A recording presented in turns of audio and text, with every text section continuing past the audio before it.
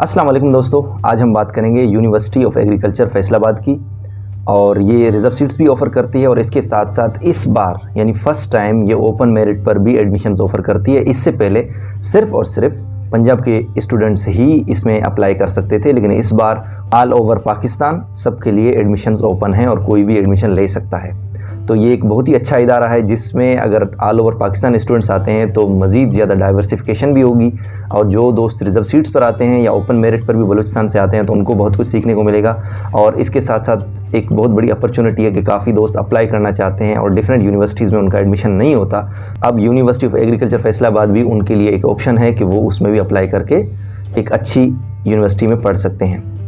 तो university of agriculture Faisalabad Pakistan में number 1 agriculture university है और एरिया वाइज भी दूसरे या तीसरे नंबर पे आता है। इसकी रिजर्व सीट्स की बात की जाए तो तकरीबन टोटल 21 सीट्स हैं बलूचिस्तान के लिए जो अंडर ग्रेजुएट स्टूडेंट्स को ऑफ़र होती हैं। और आज हम उसी टॉपिक को कवर करेंगे और थोड़ा बहुत ओपन मेरिट की भी मालूमात आपके साथ शेयर करेंगे जो कि बिल्कुल लेटेस्ट इन्फॉर्मेशन है। जो रिजर्व सीट्स हैं वो टोटल 21 हैं और उनमें एग्रीकल्चर की 8 सीट्स हैं, DVM की 8 हैं और बाकी एक सीट है HND में, एग्री इकोनॉमिक्स में, एग्री इंजीनियरिंग में है और इसके साथ साथ एग्री एंड रिसोर्स इकोनॉमिक्स है और एनवायरमेंटल साइंस है। ये 5 जो सीट्स हैं आपको स्क्रीन पर भी इनकी तादाद और इनके नाम मिल रहे होंगे, तो वो भी आप देख लीजिएगा अपने हिसाब से। इन रिजर्व सीट्स पे आने का फ़ायदा ये है कि आपकी टोटल ट्यूशन फ़ी माफ़ होती है जो कि बलूचिस्तान गवर्नमेंट आपके लिए पे करती है और इसके साथ साथ यूनिवर्सिटी के जो हॉस्टल्स हैं आपकी वहाँ पर रिहाइश भी फ्री होती है। तो अब आपको सिर्फ़ और सिर्फ अपनी जो जेब खर्च है, जो खाना पीना वगैरह है, उसको आप हैंडल कर लें। उसके अलावा आपकी अकोमोडेशन और ट्यूशन फ़ी आप पर कुछ नहीं है। लेकिन जो ओपन मेरिट पर हैं उनको फ़ीस तो देनी होगी, लेकिन इब्तदाई दे देते हैं। उसके बाद अगर इन हो जाते हैं फिर स्कॉलरशिप्स बहुत ज़्यादा हैं। अगर वो अच्छा परफॉर्म करते हैं तो उनके लिए कोई मसला नहीं है। इसको हम आगे भी इंशाल्लाह कवर करेंगे। अगला क्वेश्चन ये आता है कि किस तरीके से अप्लाई किया जाए इस यूनिवर्सिटी में। तो तरीक़ाकार ये है कि अंडर ग्रेजुएट के लिए इसकी 2 टेस्ट्स आती हैं जिनकी डेट्स आपको मिल रही होंगी। अब इसमें सबसे पहले आपने रजिस्टर करना होता है इनकी मेन वेबसाइट पर और वेबसाइट में आप पहले रजिस्टर करते हैं ख़ुद को और एक ड्यूरेशन होता है स्पेसिफाइड कि आप इस दिन से इस दिन तक आप रजिस्टर कर सकते हैं ख़ुद को। ना उससे पहले आप रजिस्टर करेंगे ना उससे बाद अपने आप को रजिस्टर कर सकते हैं आप। उसके बाद फिर टेस्ट डेट भी अनाउंस्ड है और आप उस दिन टेस्ट देने के लिए आ जाते हैं। उसके बाद फिर यूनिवर्सिटी की सिलेक्टेड स्टूडेंट्स की लिस्ट लगती है जिसमें आपका अगर नाम है तो फिर आप एडमिशन ले सकते हैं एग्रीकल्चर यूनिवर्सिटी फैसलाबाद में। रजिस्टर करने के लिए आपने पहले वेबसाइट पर जाकर अपने आप को रजिस्टर करना होता है और 1000 रुपीज़ का चालान होता है। अभी हो सकता है कि लेटेस्ट अगर जैसे ही रजिस्ट्रेशन ओपन होती है तो कम हो या बढ़ जाए, बहरहाल 1000 था इससे पहले वाला। तो उसके बाद फिर आपकी स्लिप जनरेट होती है और डिफरेंट टेस्ट सेंटर्स हैं जिनमें से आप कोई भी चूज़ कर लेते हैं तो आप वहाँ जाकर टेस्ट देते हैं। ये तकरीबन पंजाब में टेस्ट सेंटर्स होती हैं और आपको लिस्ट मिल रही होगी तो आप उसमें से देख के अपने हिसाब से चूज़ कर लेंगे। अब जो स्टूडेंट्स एग्रीकल्चर यूनिवर्सिटी फैसलाबाद आते हैं तो उनको रिसीव करने का काम यहाँ के अगर पश्तून दोस्तों से आपने रब्ता किया हुआ है तो वो आपको रिसीव करते हैं। अगर आपने बलोच दोस्तों से रब्ता किया है तो वो आपको रिसीव करते हैं। आपकी अकोमोडेशन और आपकी तमाम जो मामलात हैं वो संभालते हैं। और स्पेशली जो फ़ीमेल स्टूडेंट्स हैं उनके लिए फ़ीमेल रिप्रेजेंटेटिव्स हैं जो फ़ीमेल्स उनको रिसीव भी करती हैं, स्टूडेंट्स हैं यहाँ की, और वो आपकी अकोमोडेशन के मसाइल और सारे वो हल करती हैं और आप फ़ीमेल साइड पे रहती हैं। यानी जो सवालात और ख़दशात फ़ीमेल स्टूडेंट्स के होंगे या जो नए स्टूडेंट्स हैं इंटरमीडिएट बेस के, वो जाहिर सी बात है उन्हें खौफ व हिरास होता है एक पराए शहर में आने का। तो अगर आप मेल हैं चाहे फ़ीमेल हैं आपको बिल्कुल परेशान होने की ज़रूरत नहीं है। यहाँ पर दोस्त हैं और वो आपकी तमाम तर मामलात को इंशाल्लाह संभाल लेंगे। टेस्ट की मटेरियल की बात की जाए, सिलेबस की बात की जाए तो उसमें इंग्लिश आता है, बायोलॉजी आती है, प्री मेडिकल के स्टूडेंट्स के लिए इंग्लिश आता है, बायोलॉजी आती है, केमिस्ट्री और फिज़िक्स इनमें से आता है और इंग्लिश ग्रामर आता है। और जो प्री इंजीनियरिंग के स्टूडेंट्स हैं उनके लिए बायोलॉजी की जगह पर मैथमेटिक्स आता है और बाकी सब्जेक्ट सेम है।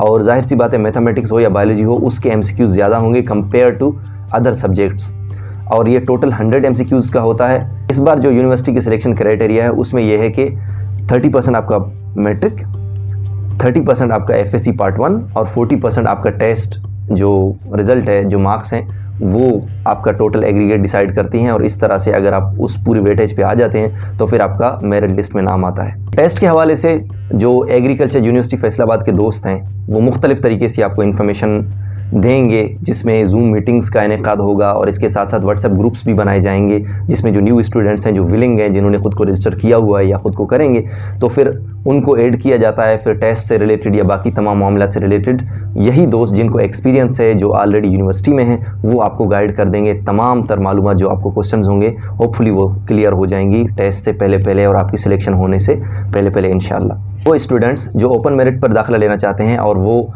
रिजर्व सीट्स पर आने में इंटरेस्टेड नहीं है या उन्हें लगता है कि वो इस पर सिलेक्ट नहीं हो सकते, तो फिर जैसे ही मेरिट लिस्ट में नाम आता है तो फिर वो आगे अपनी एडमिशन प्रोसेस को परस्यू कर सकते हैं और वो सिर्फ यूनिवर्सिटी आ जाएं, उसके बाद फिर बाकी मामलात यहीं के दोस्त संभाल सकते हैं, उनका एडमिशन प्रोसेस, उनकी अकोमोडेशन और बाकी तमाम मामलात, जो कि एक नए स्टूडेंट्स के लिए मुश्किल होता है, लेकिन यहाँ पर जो ऑलरेडी इन है उनके लिए मुश्किलात नहीं होती, तो वो इसमें हेल्प आउट कर देते हैं। तो इस तरह से आपकी सिलेक्शन हो जाएगी। रिजर्व सीट्स पर सिलेक्ट होने वाले दोस्तों के लिए ये मशवरा है कि वो दोनों टेस्ट को अटेम्प्ट करें और उसके साथ साथ जिसमें उसने हाईएस्ट स्कोर किया है वो उस टेस्ट के रिज़ल्ट को अपने पास रखें और वेट करें, और इसके साथ साथ जो डॉक्यूमेंट्स रिक्वायर्ड हैं पिछले डिमांड के हिसाब से वो यहाँ पर आपको नज़र आ रही होंगी, वो भी प्रिपेयर करके अपने पास रख लें और वेट करें।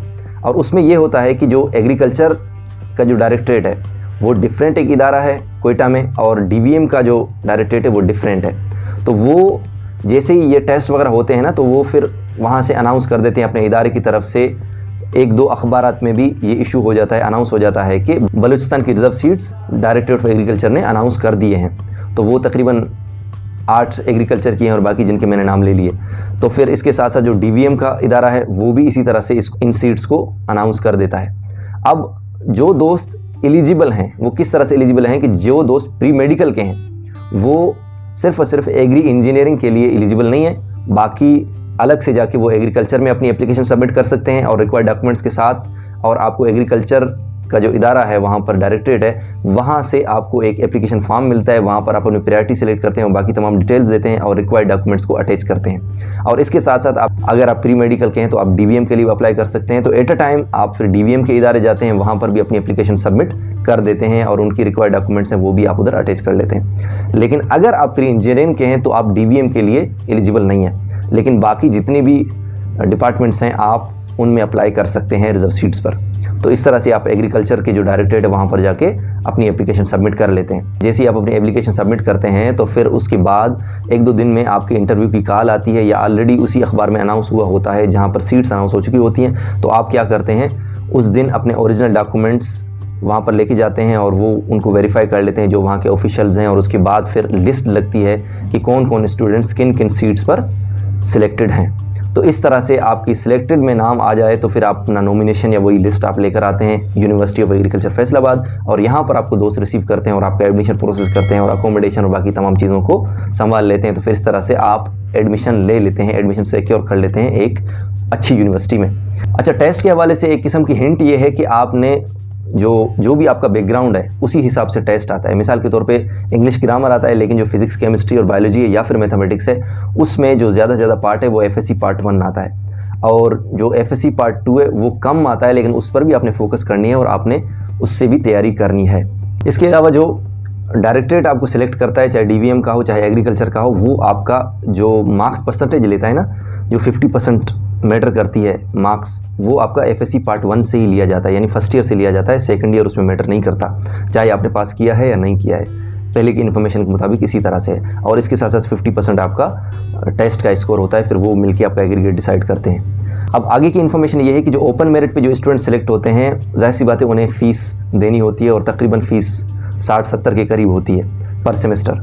तो उनको परेशान होने की ज़रूरत नहीं है। जो इब्तदाई तौर पे थोड़ा बहुत अफोर्ड कर सकते हैं स्टूडेंट्स, वो उसको देकर अपने आप को एनरोल कर लें, और अगर उन्हें लगता है कि वो बेहतर परफॉर्म कर सकते हैं तो अपनी परफॉर्मेंस के बेस पर स्कॉलरशिप अच्छे से ले सकते हैं। और स्कॉलरशिप्स बहुत ज़्यादा हैं, जैसे नीड बेस है, एहसास स्कॉलरशिप है, बीफ है, पीफ है, और भी इस तरह की स्कॉलरशिप्स हैं।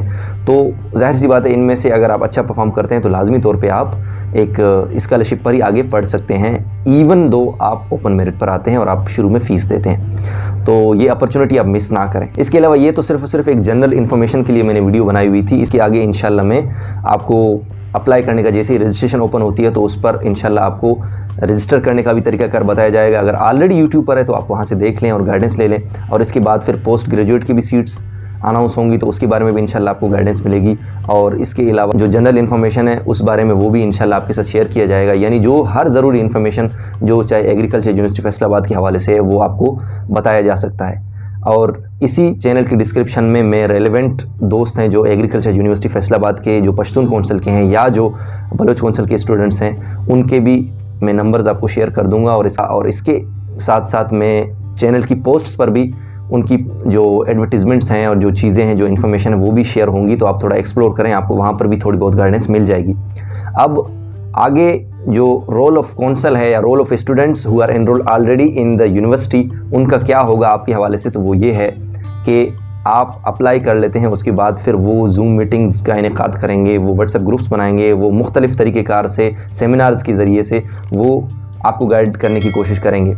तो एक उनका ये होगा। दूसरा ये है कि भाई आप जब यहाँ पर आ जाते हैं स्पेशली एग्रीकल्चर यूनिवर्सिटी फैसलाबाद में टेस्ट देने के लिए या आपका एडमिशन कंफर्म हो चुका होता है उसके लिए, तो वो आपको रिसीव करेंगे, आपकी अकोमोडेशन, आपके तमाम मामलात ये संभालेंगे, लिहाजा आपको परेशान होने की ज़रूरत नहीं है। थर्ड ये है कि वो आपको हर मोड पर आपको गाइड करेंगे कि यूनिवर्सिटी में किस तरह से रहना है और किस तरीके से यहाँ पर डील करना है। और इतनी ज़्यादा टफ़ पढ़ाई भी नहीं होती जिस तरह हम वहाँ बलूचिस्तान में बैठ के सोच रहे होते हैं, तो लिहाजा ऐसा मसला नहीं है, आप खैर से आ जाएं, खैर होगी। और लास्टली ये है कि जो एग्रीगेट है उसको कैलकुलेट करने का तरीक़ेकार के लिए भी मैंने एक डिफरेंट वीडियो बनाई है। 2 से 3 स्टेप्स में आप अपनी एग्रीगेट को अच्छे से कैलकुलेट कर सकते हैं, तो वो वीडियो इधर आई बटन पर भी आपको मिल जाएगी और डिस्क्रिप्शन में भी आपको मिलेगी। और बाकी जो व्हाट्सएप ग्रुप्स हैं, जो भी इस तरह की लेटेस्ट इन्फॉर्मेशन आती है वो भी इंशाल्लाह आपको इस वीडियो के और बाकी वीडियोज़ के डिस्क्रिप्शन में मिल जाएंगी, तो आप उस तरीक़ेकार से इन दोस्तों के साथ आप कनेक्टेड रह सकते हैं। फिर भी अगर आपका कोई क्वेश्चन है तो आप कमेंट में पूछिए, और अगर आप किसी दोस्त से रब्ता करना चाहते हैं तो वहाँ पर अपना नंबर लिखिए,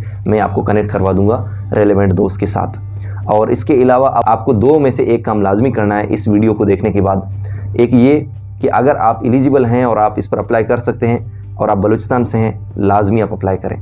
और अगर आप एलिजिबल नहीं हैं और आपके लिए ये रेलेवेंट नहीं है तो बराह करम अपने रेलेवेंट दोस्तों, रेलेवेंट लोगों के साथ इसको शेयर करें ताकि इससे किसी न किसी दोस्त का फ़ायदा हो। यही आपसे गुजारिश है। थैंक यू, सलामत रहें, अल्लाह हाफ़िज़।